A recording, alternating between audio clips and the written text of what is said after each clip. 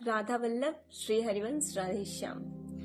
आप बहुत सारे संतों के मुखारविंद से सुने होंगे कि नाम जप करो, जो नाम जप प्रिय करो। लगे, राम वो ऐसा कृष्ण क्यों हरि कहते जो हैं? नाम। हमारे मन में बहुत प्रश्न उठते होंगे कि क्यों नाम जप करने से सब कुछ प्राप्त हो जाएगा क्या? तो सुनो क्या हुआ। एक संतों की सभा बैठी थी, वहां पे बहुत सारी चर्चाएं हो रहे थे और एक प्रश्न उठा कि सबसे महत्वपूर्ण युग जो है, सबसे सर्वश्रेष्ठ युग कौन सा है? तो किसी ने सतयुग, त्रेता युग, द्वापर युग वगैरह वगैरह कहा उन्होंने। इसके बाद इसकी सत्यता को प्रमाण करने के लिए सभी ने चले गए वेद व्यास जी के पास, महर्षि वेद व्यास जी के पास। उस वक्त वो गंगा स्नान करके बाहर निकल रहे थे।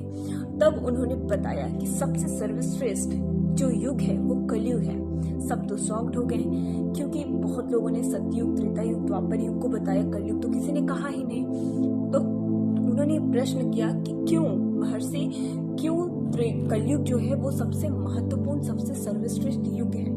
तो महर्षि ने बताया कि सतयुग में आप 10 वर्ष तक तपस्या, यज्ञ जो करोगे उसका जो फल प्राप्त होगा, अगर आप त्रेता युग में 1 वर्ष करोगे तो वही सेम फल प्राप्त होगा जो सतयुग में आपने 10 वर्ष किया। द्वापर युग में 1 माह, बट कलयुग केवल नाम आधार। कलयुग में आप केवल जब नाम लोगे, नाम से ही आपको उस फल की प्राप्ति होगी। इसलिए कहते हैं नाम जप करो, नाम जप करो।